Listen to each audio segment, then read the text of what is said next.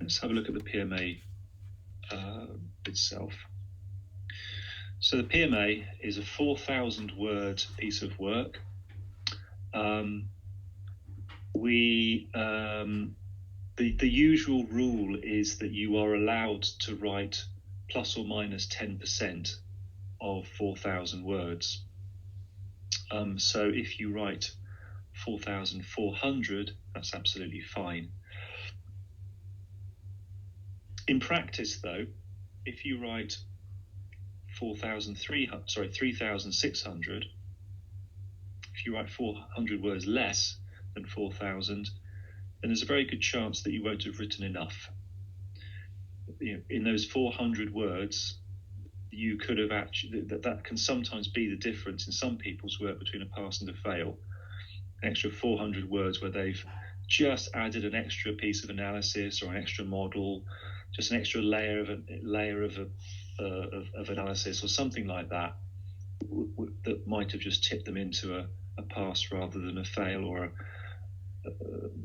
unlikely, but a B rather than a C. So 4,000 words is about what we're looking for.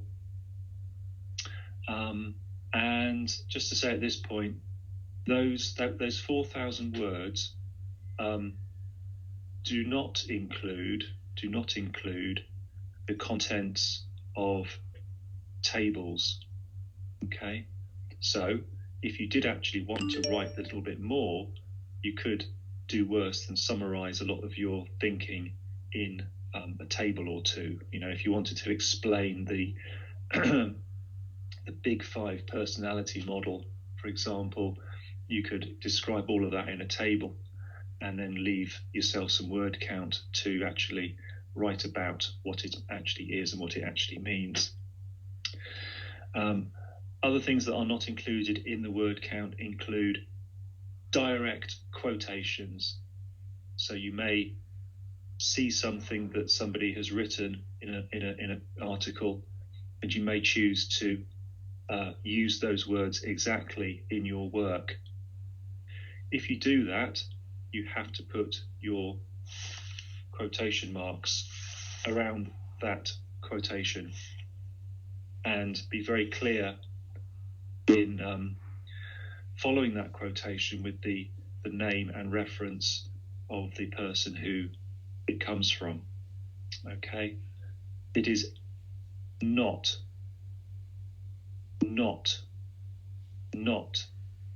acceptable to include content which has been written by somebody else.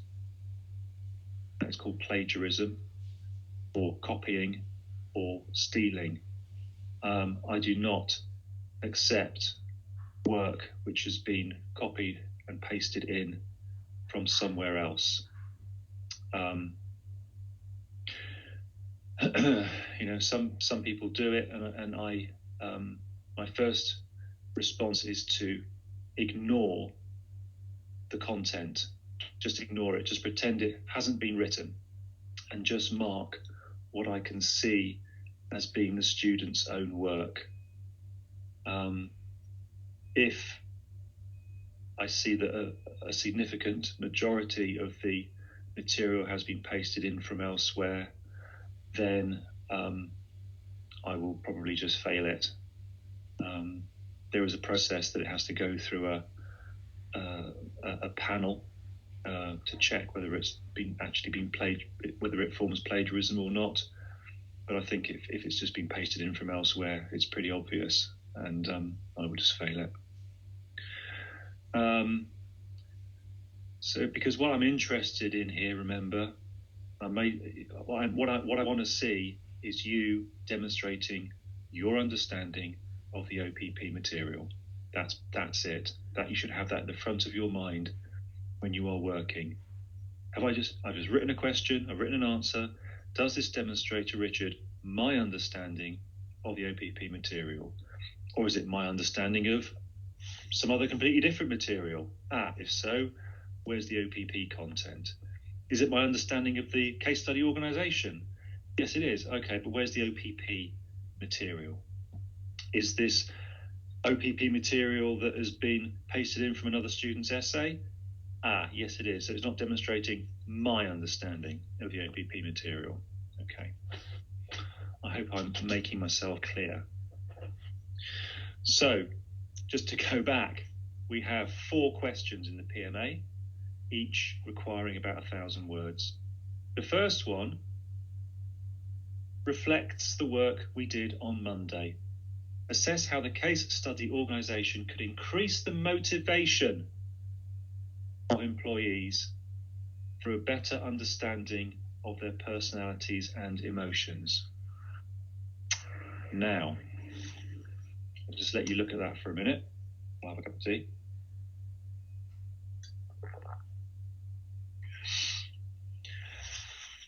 I'm going to give you some advice to answer to some students have difficulty answering this question. My advice is as follows. Go to the Lee Auto website and to the jobs page, the vacancies page. Okay, find an interesting, relevant job. So, not a receptionist in the main office, but somebody who is crucial to the success of the organisation. So, find an example job. Look at the job description, look at the person's specification. What kind of person are they looking for? What does this person need to do well? Then you can use a model of personality. You can use the Big Five. You can use the MBTI. You can use the Hogan. You can use whatever you like. I would suggest the Big Five because it's simpler. To then make an assessment of the kind of personality characteristics that would most likely be in a person who would be effective doing that job. So what kind of person would you look for? What would they need to be high on, medium on, low on? Don't just say that it needs to be high on everything. That's just silly because there's no such person, okay? And then ask yourself the question, well, how do you motivate people like this?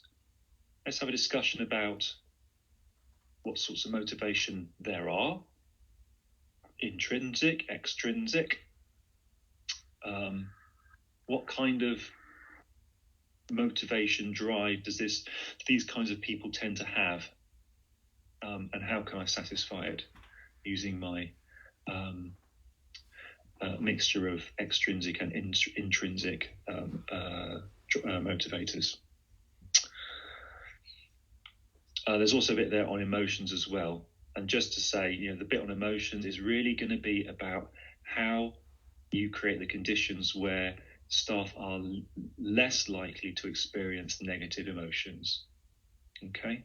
How do you manage people's emotional reactions to the work that they do? So I'll probably go back to that slide, that Cooper slide. You probably don't remember it. What is it that causes stress and negative emotions in the workplace? So how do we avoid those? I think that's a pretty clear piece of advice there. Second question is about the internal context, the stuff we're doing on Tuesday. Analyse the organisational culture and structure and identify their impact in determining employee behaviour. If you can, suggest and justify some recommendations for improvement. Right, now this is where you try to find evidence of the structure of Lee Auto or the culture of Lee Auto, and you make an assessment as to whether or not the structure, the type of structure it is, and the type of culture it is, whether or not they are likely to enable the organisation to do what it needs to do well. And this is where you need to start going back to your IMA presentation and think, what are the key strategic drivers of this organization? What are the success factors of this organization? A lot of you some of you in your presentations, you identified a few. Some of you identified efficiency, some of you identified quality, some of you identified innovation, some of you identified customer service, and some of you identified increasing sales as being strategic drivers. All of those things are valid, but you probably need to just choose the most important of those, the thing that is really going to ensure sustained growth for this organization. Okay? What are its strategic drivers? Innovation, efficiency, quality, customer service, sales, whatever. What is going to create growth in the long term? Once you understood what its main strategic driver is, then you can analyze whether or not the culture, the features of the culture, the kind of culture, allow it the flexibility or the strength of purpose to bring people together to achieve the common objectives. Same with the structure. Does the structure enable communication and cooperation, or does it not? But what does it enable? What does the structure actually? What advantage does the structure give to the organization? Think formalization, think centralization. As I said, if you can't find evidence of structure and culture, take an educated guess. What do you think it might be like? And that gives you an opportunity then to use some of the models that we've provided to you, again, in the shared folder in the general channel. Question 3.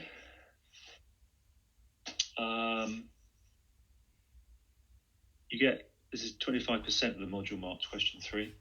It's a little bit more important than the others. Relating to the work that we did on Wednesday and Thursday. Here is where you choose an area of HR practice: performance management, reward, talent development, or employee engagement. You choose one of those to talk about. So looking at the third one there, talent development is about development of people and their skills, right? Development. Please don't write about talent management. That is a bigger subject. So what is the organization doing? How can it do it better? This is kind of a bit more of a best practice kind of approach, because you'll be able to access information about best practice talent development or performance management or whatever. Here is where you should be going to the CIPD website. That's where there's a lot of good best practice. Find something, write about it, tell me where you found the information. But don't just say that the organization should put in place these bits of best practice. In order to show that you understand what's important to the organization, please tell me a little bit more about what specifically they would do. So, for example, if you are writing about performance management, don't just give me Schleicher's performance management cycle. Tell me about KPIs. Tell me what KPIs are going to be most important in this organization to achieve its strategic aims. Tell me about personal competencies. KPIs tell us what people need to achieve. Competencies tell us how they should achieve them, what behaviors and attitudes and characteristics are important, as well as technical skill. So performance management, you have to talk about the criteria for measuring and managing performance.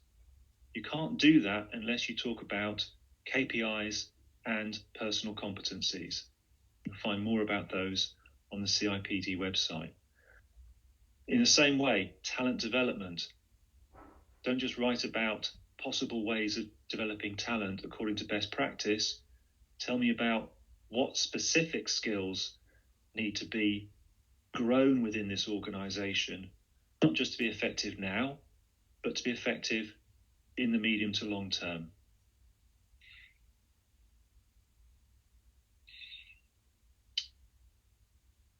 There's no point in talking about reward unless you have in mind the kinds of people you want to bring into the organization and keep there.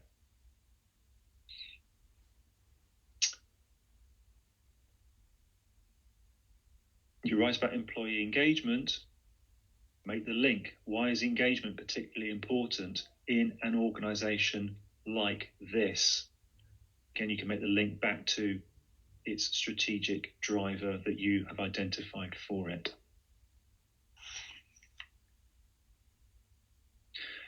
Finally, I'll just cover question 4 and pause for questions from you. Question 4, it says identify a specific leadership or management role in the organization. Again, you could use your imagination for this, or you could go back to the jobs page and find a job title for a particular leadership role. Or you could even go to the company structure and you'll probably find the job title of somebody senior in the organization. It says here, imagine yourself in that role. Drawing on relevant theory, explain and justify what you would do to maximize the performance of your staff and your own contribution to the organization. Let me be very clear with you about what is required of this question. This is a question about leadership, theory, models, and practice, okay? When you are writing about a leader in this organization, and I'm not really bothered about whether you imagine yourself in the role or not, you're still answering the question, what kind of leader does this organization need in this particular role? What do they need to be doing well in order to create the conditions of high performance and engagement and motivation and all the rest of it in the context of this organization? So you'll be drawing on relevant leadership theory. Relevant leadership theory. It says so in black and white, okay? I do not want to hear about, as a leader, I would put in a training program. As a leader, I would put in a reward system. As a leader, I would introduce a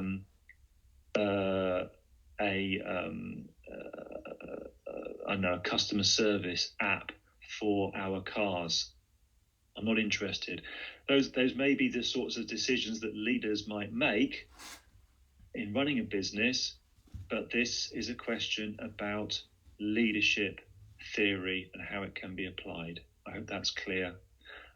And I'm giving you all this information. I'm probably giving you too much, but I'm just reflecting back to you a lot of the mistakes that I see in previous PMAs. To be honest, even after I've said all of this kind of stuff. All right. So I hope you're making notes. Let me pause for questions then from you. Any questions from you guys?